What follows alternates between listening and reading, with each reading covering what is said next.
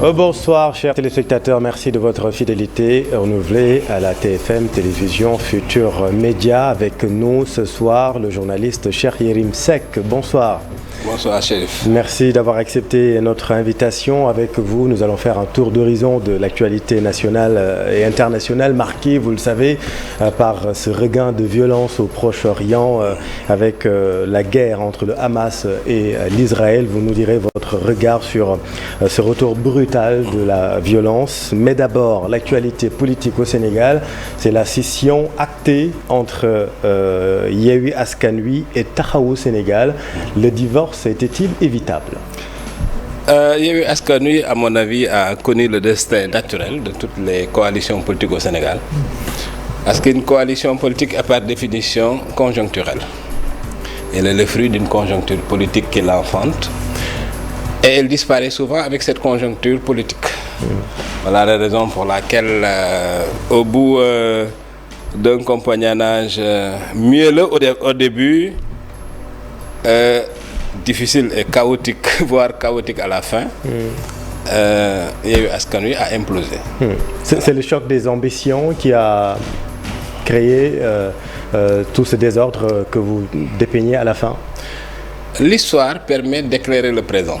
Quelle est la base de cette coalition? À la base de cette coalition, il y avait une volonté des vieux crocodiles du marigot politique sénégalais d'être un peu tiré par une étoile montante de la scène politique qui s'appelle Ousmane Sonko. Oui.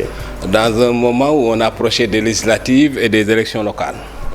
Aujourd'hui, la conjoncture politique s'est totalement renversée.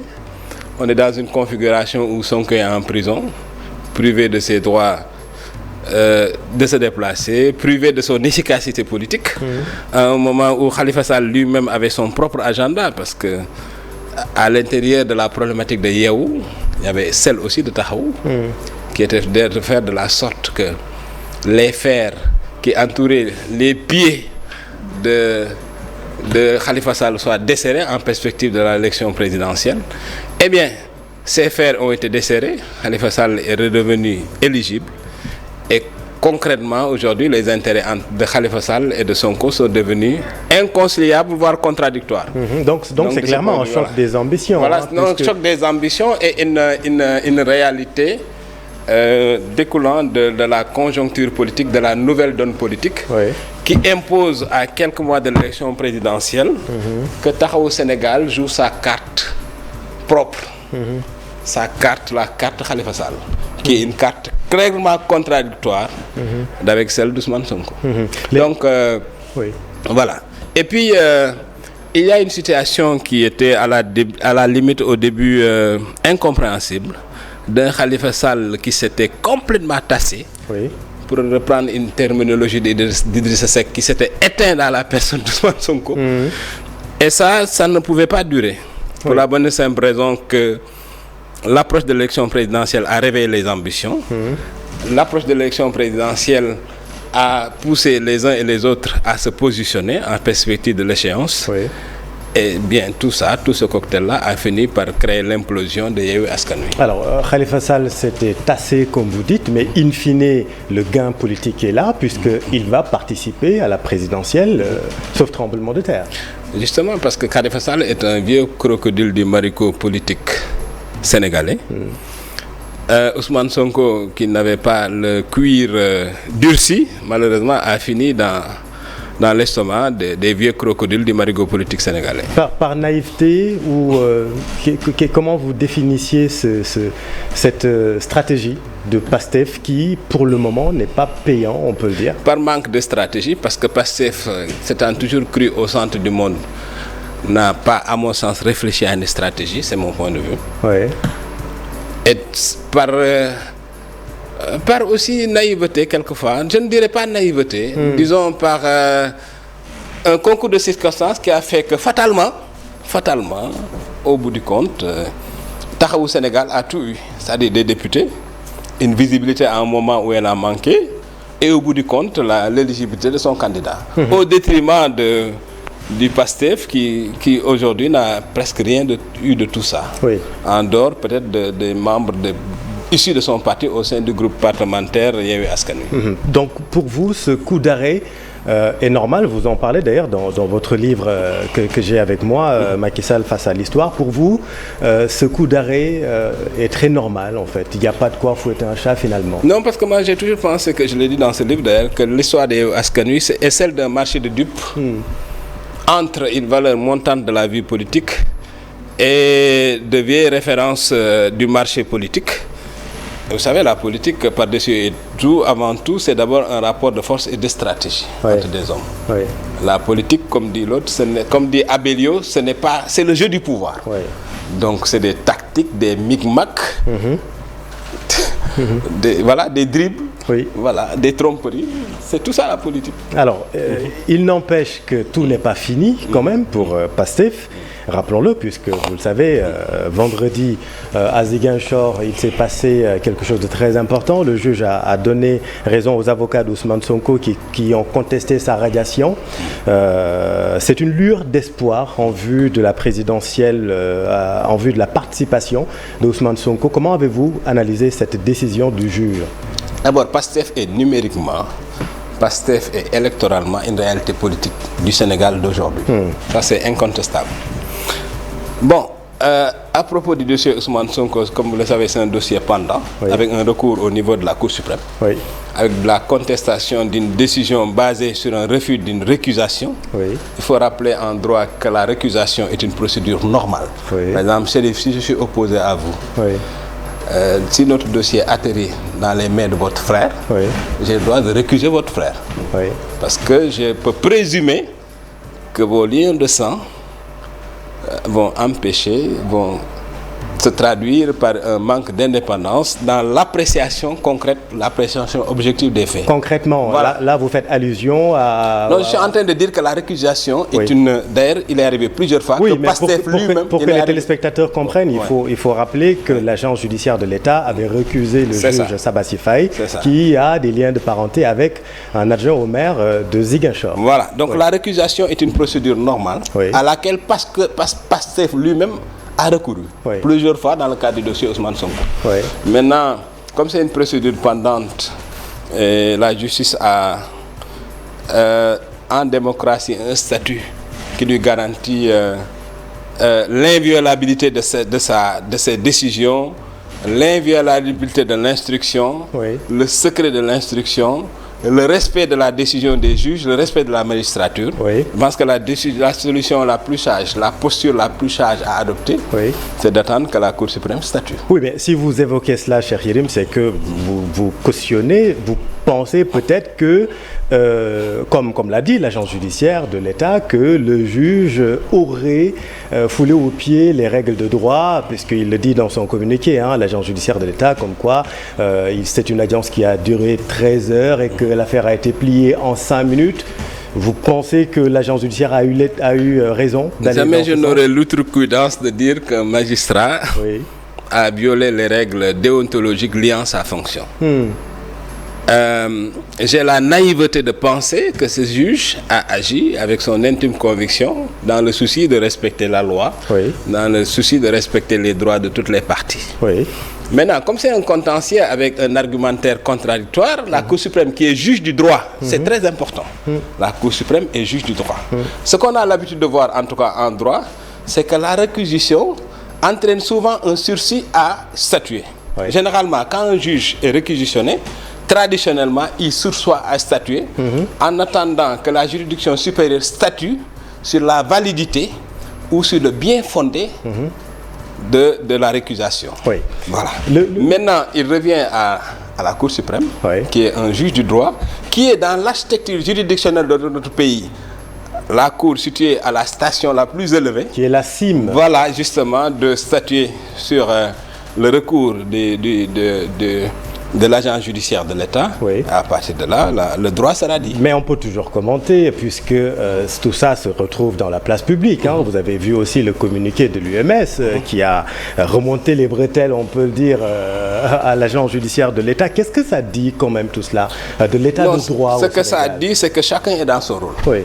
L'agent judiciaire de l'État, comme son nom l'indique, c'est l'instrument par le biais duquel l'État défend ses intérêts dans le monde juridique. Dans le monde judiciaire, dans le monde du droit. Donc il est dans son rôle de défendre les intérêts de l'État dans une problématique aussi stratégique.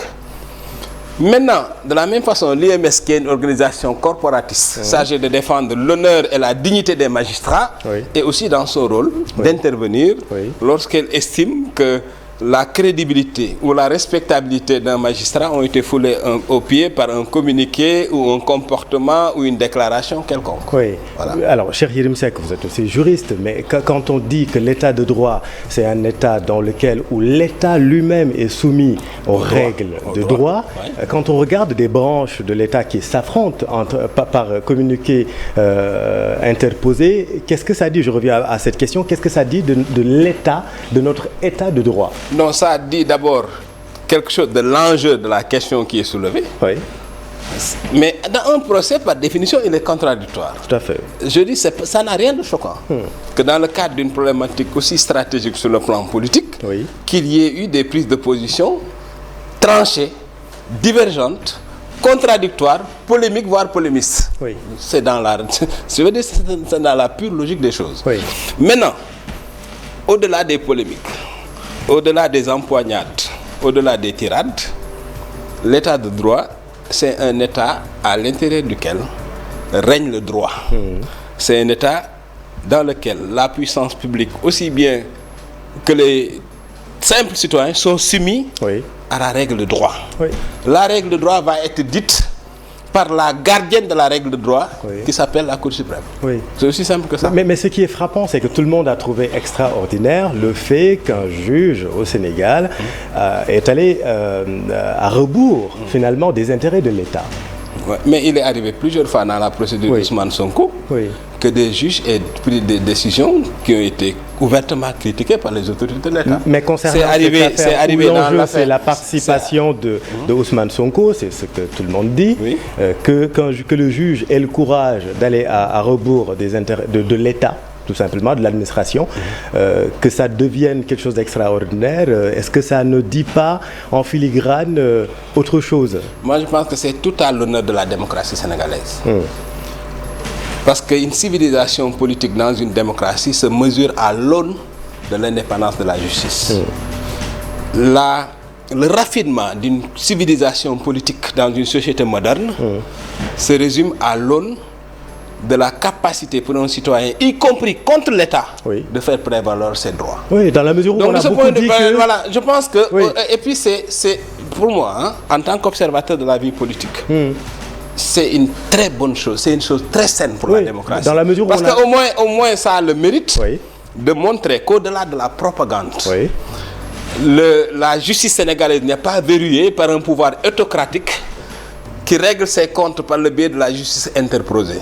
Et ça, c'est bon pour l'image internationale du pays. Même si ça, c'est important. Même si ce n'est pas fini, encore une fois, rappelons-le, l'agence judiciaire a introduit un recours, va introduire, puisqu'il avait 5 jours pour le faire, un recours devant la Cour suprême. Rappelons-le.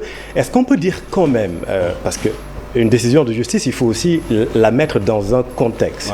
Est-ce que c'est tout de même une décision intelligente, apaisante pour Casamance, tout simplement puisque ça concerne Ousmane Sonko, on peut le dire. Non, moi je pense que votre interprétation est trop sophistiquée. Ah oui.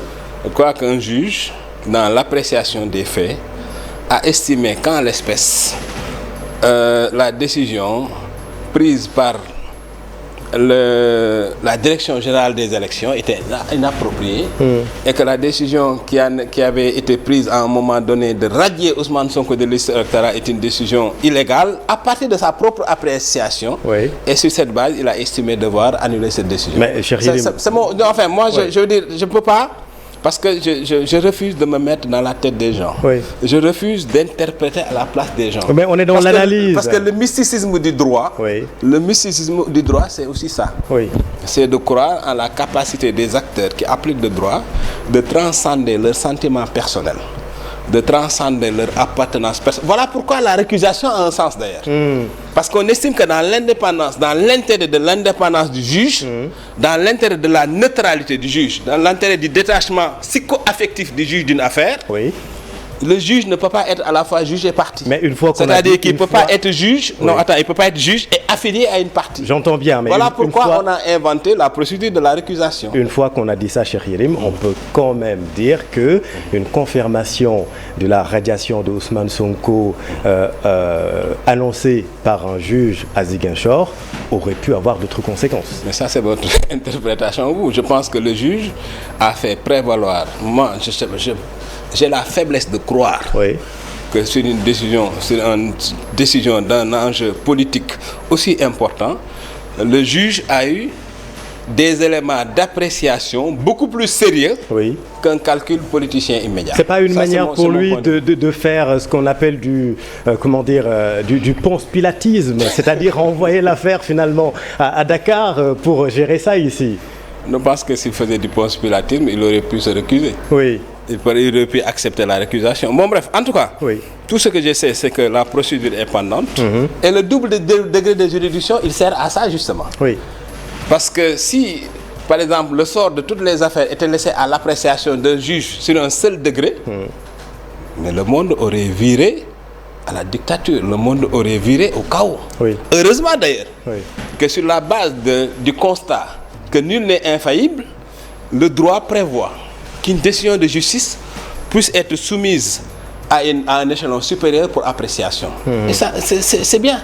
Et la Cour suprême, qui est juge du droit, qui va juger le droit, va nous dire est-ce que la récusation était fondée? Est-ce qu'après la récusation, ce juge, Sabassi Faye, était fondé à juger quand même cette affaire? Est-ce qu'il devait attendre que la Cour d'appel statue? Est-ce que ce qu'il a jugé est conforme au droit? Et sur la base des réponses qu'on aura, évidemment, cette affaire sera élucidée. On attend donc la Cour suprême qui va donc trancher cette affaire. Cheikh Yérim Seck, il y a beaucoup de candidats à la candidature. Pour l'instant, rien n'est clair puisque tout le monde va chercher ses parrainages. Mais quand vous voyez cette flopée de candidats à la candidature, il y a eu ce débat, je ne sais pas si vous l'avez certainement suivi. Qu'est-ce que cela vous inspire, tout cela? Ça m'inspire justement ce que j'ai toujours pensé du fantasme du pouvoir en Afrique. L'idée qu'on se fait du pouvoir en Afrique, la conception qu'on a du pouvoir.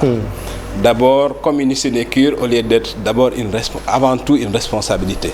C'est ça, c'est la première chose à laquelle je pense. Parce que l'État dans le contexte d'un pays africain sous-développé est le pôle exclusif de la réussite. Donc la fonction de président de la République est une fonction qui est fantasmée. C'est une fonction qui n'est pas prise dans son sérieux. Dans son contenu réel, en termes de responsabilité, en termes de gravité, mais qui est comprise comme une position de pouvoir, qui est comme une position de jouissance, tu vois, comme une position de puissance. Voilà pourquoi, parce que être candidat à la présidence de la République, c'est un geste grave. C'est un acte grave, c'est un acte d'une gravité extrême. Parce que prétendre diriger 16 millions de Sénégalais, gérer leur sécurité dans le contexte d'un monde aussi dangereux que le nôtre, sauvegarder l'équilibre de ce pays, faire enjamber ce pays, la frontière qui nous permet d'accéder à l'ère pétrolière et gazière dans la sécurité et la sérénité, protéger ce pays contre les périls du djihadisme, contre ce spectre grave, dangereux du coup d'État, protéger ce pays contre toutes les menaces de toutes sortes, tous les conflits, contre tout le péril terroriste, ça c'est une responsabilité très grave. Gérer les intérêts transcendantaux, les intérêts stratégiques de ce pays pendant 10 ans, se projeter sur l'avenir, régler les problèmes des femmes, des jeunes, des enfants. C'est une énorme responsabilité. Mais la faute donc moi quand je vois tout le monde, et heureusement d'ailleurs qu'il y a le filtre du parrainage. Absolument. Et la faute à qui quand vous voyez cette désacralisation, comme on dit, ou vitalité démocratique, c'est selon. Parce qu'il y a deux camps qui s'affrontent. On ne peut pas parler de vitalité démocratique lorsqu'il y a 130 partis politiques dans un pays de 16 millions d'habitants. On ne peut pas parler de vitalité démocratique lorsqu'il y a plus de 240 candidats dans un pays de 16 millions d'habitants. Je parle, moi, d'un détournement de la démocratie, parce qu'il y a aussi des candidatures de représentation. Il y a des candidatures de posture de négociation. Tu vois, il y a des candidatures de publicité personnelle. Heureusement, d'ailleurs, qu'il y a le filtre du parrainage. Qui va permettre justement de sérier dans ces candidatures-là pour qu'il y ait une élection présidentielle sereine, à dimension humaine, organisable dans la transparence et la sérénité. Alors, cher Yerim Seck, on va parler maintenant de l'actualité internationale et comme je le disais, marquée par le retour brutal de la guerre au Proche-Orient entre le Hamas et l'Israël. Le dernier bilan humain ce soir, on compte plus de 2700 morts. Israël s'apprête à lancer d'importantes opérations militaires terrestres. Quel est votre regard sur ce regain de violence? D'abord, comme dit Albert Camus, mal nommer les choses, c'est ajouter au malheur du monde. Il faut nommer les choses. Qu'est-ce qui se passe dans cette partie du monde?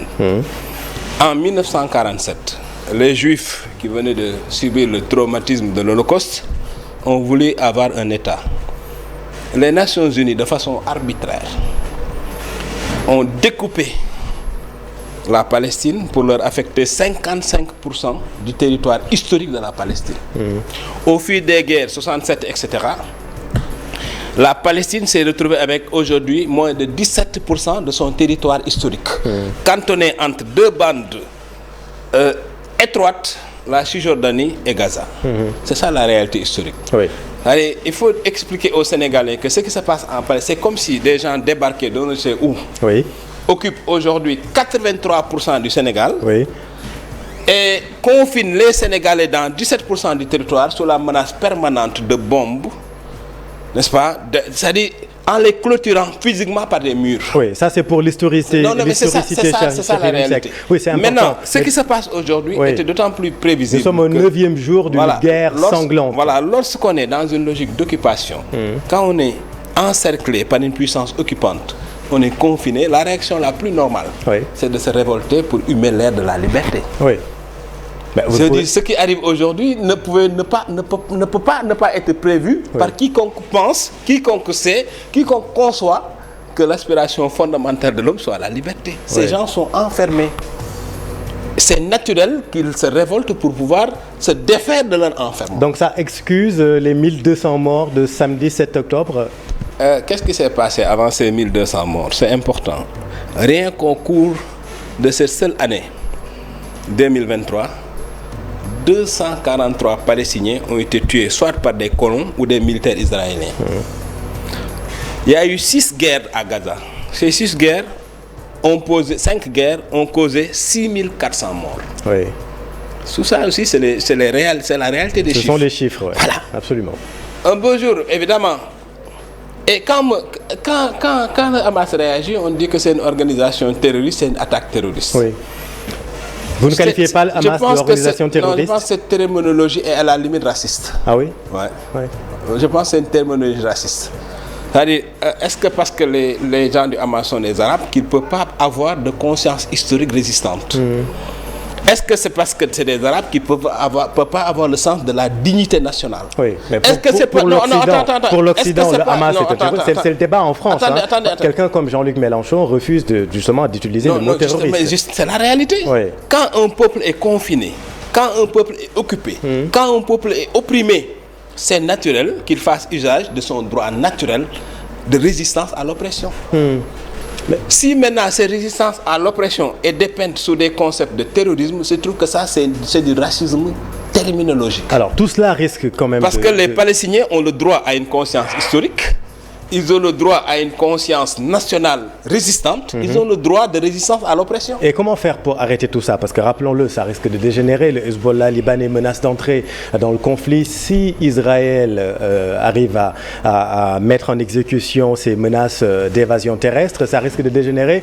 Tout à l'heure, en Belgique, un homme a ouvert le feu sur 2 personnes, tuant 2 personnes. En France, vous avez vu ce qui s'est passé aussi à Arras. Le risque d'importation un peu partout. Comment freiner ce risque de dégénération? La solution est connue depuis 1947, mais n'a jamais été mise en œuvre. Les 2 États? Terminé. Il faut que dans la Palestine historique, les Palestiniens puissent vivre dans un cadre étatique décent où ils ne seront pas étouffés, où ils ne seront pas encerclés, où ils ne seront pas bombardés. C'est aussi simple que ça. Maintenant, La réalité, c'est qu'on est gouverné par un monde hypocrite. Parce que ce qui se passe entre Israël et la Palestine est le condensé des injustices du monde. On voit une puissance occupante qui use de moyens démesurés pour tuer des enfants, pour tuer des femmes, pour tuer des civils. Ça se passe depuis 1947. Oui. Ça ne gêne personne. Lorsque, mus par leur conscience historique nationale, dans un réflexe humain, naturel, de résistance nationale, les Palestiniens ripostent, on dit que ce sont des terroristes. Et nous, les Africains, on a le malheur de suivre cette terminologie de façon aveugle, sans faire la lumière sur les concepts. Et les vérités historiques. Il faut historiques. éclairer les concepts, parce que si on n'éclaire pas les concepts, on fausse la vérité historique. Merci beaucoup, cher Yerim Seck, journaliste et auteur du livre Macky Sall face à l'histoire. Merci à vous, chers téléspectateurs, d'avoir suivi cette émission Soir d'info. La suite, restez avec nous. Vous êtes au bon endroit. Bonne soirée.